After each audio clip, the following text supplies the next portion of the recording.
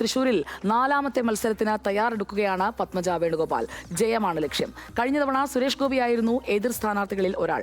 ഇന്ന് BJP ടിക്കറ്റിൽ മത്സരിക്കാനിറങ്ങുമ്പോൾ സുരേഷ് ഗോപി കേന്ദ്രമന്ത്രിയും തൃശൂരിന്റെ MP-യുമാണ്. പത്മജയ്ക്ക് വേണ്ടി പ്രചാരണത്തിനിറങ്ങും. തൃശൂരിന്റെ വികസനമില്ലായ്മ പറഞ്ഞാണ് പത്മജ വോട്ട് തേടുന്നത്. പത്മജ വേണുഗോപാൽ സുപ്രഭാതം വിത്ത് സുജയ പാർവതിയിൽ തത്സമയം ചേരുകയാണ്. സ്വാഗതം. സുപ്രഭാതം ശ്രീമതി പത്മജ വേണുഗോപാൽ. നമസ്കാരം. ഞാൻ ആദ്യം ഒരു സന്തോഷ വാർത്ത പറയട്ടെ. പറയൂ. ഞങ്ങളൊരു സർവേ നടത്തിയിരുന്നു. തൃശ്ശൂർ മണ്ഡലത്തിലെ ഗ്രൗണ്ടിൽ ഇറങ്ങി അവിടെയുള്ള കൂടുതൽ സാമ്പിളൊക്കെ എടുത്ത് ആളുകളുടെ അഭിപ്രായമൊക്കെ ചോദിച്ച്, അപ്പോൾ അതിന്റെ സർവേ ഫലം ഞങ്ങൾ ഇന്നലെ പുറത്തു വിട്ടിരുന്നു. കണ്ടിരുന്നോ? ഇല്ല, കണ്ടില്ല. ഞാനൊരു രാത്രിയാവും വരുമ്പോ, മുറിയിൽ വരുമ്പോ.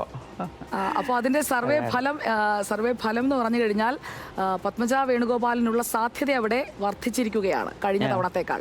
UDF ടിക്കറ്റിൽ മത്സരിച്ചതിനേക്കാൾ സാധ്യത അവിടെ ഇത്തവണ വർദ്ധിച്ചിട്ടുണ്ട്.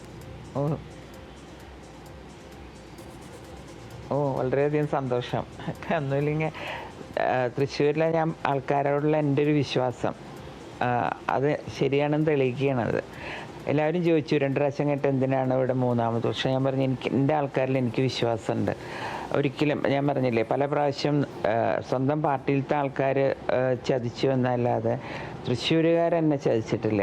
ആ ഒരു വിശ്വാസത്തിലാണ് ഞാൻ വീണ്ടും വന്നത്. തൃശ്ശൂരുകാർക്ക് ഏറ്റവും ഇഷ്ടമുള്ള ഒരാളുടെ മകൾ കൂടിയാണ്. അപ്പോൾ അതും തൃശ്ശൂരുകാർ ഇത്തവണ കാര്യമായി തന്നെ പരിഗണിക്കുമെന്നാണ് തോന്നുന്നത്. കാരണം എതിർ സ്ഥാനാർത്ഥിയായി UDF നിർത്തിയിരിക്കുന്നത് ആരെയാണ് എന്നൊക്കെ കണ്ടു കാണുമല്ലോ. ആത്മവിശ്വാസം കൂടിയോ?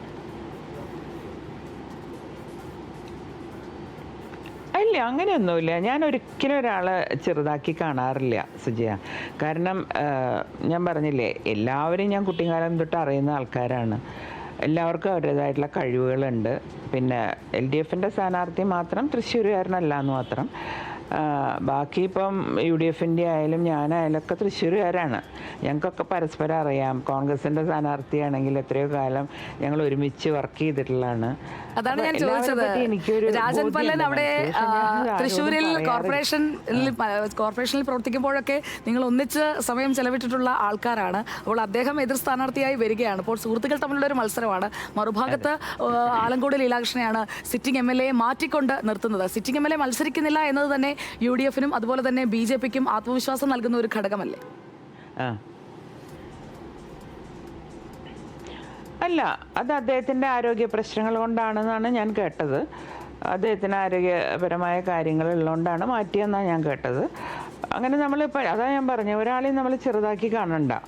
എല്ലാവർക്കും അവരുടേതായിട്ടുള്ള കഴിവുകളുണ്ടെന്ന് വിശ്വസിക്കുന്ന ആളാണ് ഞാൻ. അതുകൊണ്ട് മത്സരം നടക്കട്ടെ. പറഞ്ഞ മരയിൽ ആരാണെന്നുള്ളത് തൃശ്ശൂരത്തെ ജനങ്ങൾ തീരുമാനിക്കട്ടെ. ഞാൻ അവർക്ക് വിട്ടുകൊടുത്തിരിക്കുകയാണ് എല്ലാം. ഒരു കാര്യം കൂടി ചോദിച്ചോട്ടെ. കഴിഞ്ഞ തവണ UDFൽ മത്സരിച്ചപ്പോൾ എതിർ സ്ഥാനാർത്ഥിയായിരുന്നു സുരേഷ് ഗോപി. സുരേഷ് ഗോപി 40,000+ ആണ് അവിടെ പിടിച്ചെടുത്തത്. അതിൽ ഞങ്ങൾ നടത്തിയ പഠനത്തിൽ വോട്ടർമാർ ഞങ്ങളോട് പറഞ്ഞത് സുരേഷ് ഗോപിക്ക് ഞങ്ങൾ വോട്ട് കൊടുത്തതുകൊണ്ട് അതൊരു 17% സുരേഷ് ഗോപിക്ക് കൊടുത്ത വോട്ടാണ് എന്നുള്ളതാണ്. അപ്പോൾ സുരേഷ് ഗോപിക്ക് വ്യക്തിപരമായി കിട്ടിയ വോട്ടുകൾ അദ്ദേഹം പ്രചാരണത്തിന് ഇറങ്ങുകയാണെങ്കിൽ ഇപ്പുറത്തേക്ക് വരില്ലേ?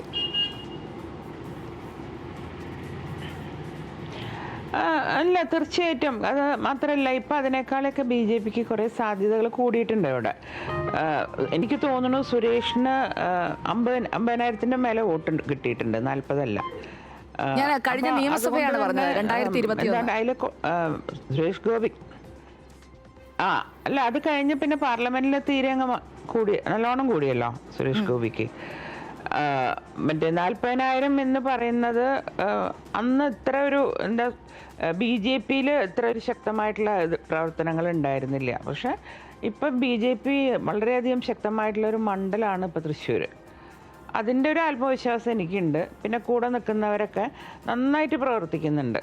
ആരെയും പിന്നെ അങ്ങോട്ടും ഇങ്ങോട്ടും ഒരു പാർട്ടിയാകുമ്പോൾ ചെറിയ ചെറിയ പ്രശ്നങ്ങളൊക്കെ ഉണ്ടാവും. പക്ഷെ അത് എന്നെ ബാധിക്കില്ല. കാരണം ഞാൻ വന്നിട്ട് അധികം നാളുകളായിട്ടില്ല. ഞാൻ എല്ലാവരെയും കൂടെ നിൽക്കുന്ന ഒരാളാണ്. അപ്പോൾ പത്മേച്ചിക്ക് വേണ്ടി എന്ന് പറഞ്ഞ് മാറി നിൽക്കുന്ന ആളുകൾ പോലും ഇറങ്ങുന്ന കാണുമ്പോൾ വളരെ സന്തോഷം തോന്നുന്നുണ്ട്. ഒരു കാര്യം ചോദിച്ചോട്ടെ, ഒരാൾ മാറി നിൽക്കുകയാണ് ഈ തെരഞ്ഞെടുപ്പിൽ. MT രമേശ് തൃശ്ശൂരിൽ സ്ഥാനാർത്ഥിയാകുമെന്ന് പ്രതീക്ഷിച്ച ആളാണ്.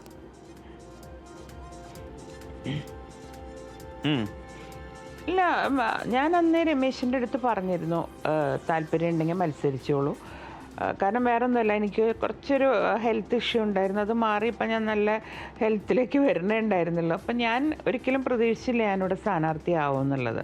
പിന്നെ നേതൃത്വം പറഞ്ഞു മത്സരിക്കണം എന്ന് പറഞ്ഞപ്പോൾ ഞാൻ അദ്ദേഹത്തിനോടൊക്കെ ചോദിച്ചപ്പോൾ അദ്ദേഹം ഒരു അതൃപ്തിയും എന്നോട് കാണിച്ചില്ല. പത്മേച്ചി അയച്ചാൽ എനിക്ക് സീറ്റ് വേണ്ട എന്ന് പറഞ്ഞ ആളാണ്.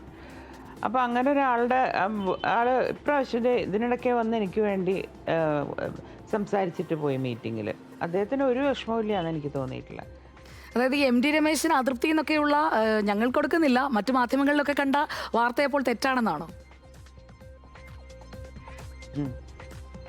തെറ്റാണ്. ഒരിക്കലും അദ്ദേഹം ഒരു അതൃപ്തി കാണിച്ചിട്ടില്ല. അദ്ദേഹം ആദ്യം തന്നെ തുടക്കത്തിലേ പറഞ്ഞ പത്മേച്ചി വരുന്നപ്പം ഞാൻ പറഞ്ഞു ഞാനില്ല, വരുന്നില്ല രമേശ്, എനിക്കിങ്ങനെ. അപ്പോൾ പറഞ്ഞു ഇല്ല ചേച്ചിയാണെങ്കിൽ ഞാൻ വരില്ല. നന്നേ എൻ്റെ അടുത്ത് പറഞ്ഞു. ഇത് ഇലക്ഷന് കുറേ നാളുകൾ മുമ്പ് തന്നെ പറഞ്ഞു. അപ്പോൾ ഈ പത്മേച്ചി ഫാക്ടർ വർക്കാകും, അവിടെ ഒരു പത്മം വിടരും എന്നാണ് പ്രതീക്ഷിക്കുന്നത്. തീർച്ചയായിട്ടും പത്മേച്ചി എന്ന് പറയുന്നത് ഒരു സ്നേഹത്തിൻ്റെ ഇതാണ് അവർക്ക്. അല്ലാണ്ട് ഞാൻ BJP ആണോ എന്താണെന്നൊന്നും അവർ നോക്കുന്നില്ല. പല എൻ്റെ അടുത്ത സുഹൃത്തുക്കളും വേറെ പാർട്ടിയിലുള്ളവർ പറഞ്ഞത് ഞങ്ങൾ പാർട്ടിയൊന്നും നോക്കുന്നില്ല, ഞങ്ങൾ പത്മേച്ചിക്ക് ഒരു വോട്ട്, അത്രയും ഞങ്ങൾ വിചാരിക്കുന്നുള്ളൂ. അത് കേൾക്കുമ്പോൾ സത്യം പറഞ്ഞാൽ അവരുടെ മനസ്സിൽ ഇടം നേടാൻ കഴിഞ്ഞാൽ എനിക്ക് അത്രയധികം അവരോടും സ്നേഹം. എനിക്ക് എന്നോട് തന്നെ ഒരു ഇത് തോന്നി, ഇവരെല്ലാം എപ്പോഴും എൻ്റെ കൂടെ ഇങ്ങനെ കട്ടയ്ക്ക് നിൽക്കുന്നുണ്ടല്ലോ എന്ന് നോക്കിയിട്ട് ആലോചിച്ചിട്ട്. അപ്പോൾ തൃശ്ശൂർ എടുക്കാൻ തയ്യാറായി, ആ ഒരു അംഗത്തിന് ഒരുങ്ങി തയ്യാറായി ഇരിക്കുന്ന ഒരു സമയമാണ്. ഞങ്ങൾക്കൊപ്പം ചേർന്നതിന് ഒരുപാട് സന്തോഷം. അപ്പോൾ പ്രചാരണം ഗംഭീരമായിട്ട് മുന്നോട്ട് പോകട്ടെ. തൃശ്ശൂർ എടുക്കാനുള്ള ആ ഒരു ആഗ്രഹം അത് നടക്കട്ടെ. എല്ലാ ആശംസകളും. നന്ദി. തൃശ്ശൂരിലെ NDA സ്ഥാനാർത്ഥി പത്മജ വേണുഗോപാലാണ് നമുക്കൊപ്പം അതിഥിയായി ചേർന്നത്. പത്മജ വേണുഗോപാലിന് എതിരെ വരുന്ന നിസ്സാരക്കാരനല്ല, ആ കോർപ്പറേഷനൊക്കെ നന്നായി അറിയാവുന്ന പത്മജ വേണുഗോപാലിനൊപ്പം പ്രവർത്തിച്ച രാജൻ പല്ലനാട്.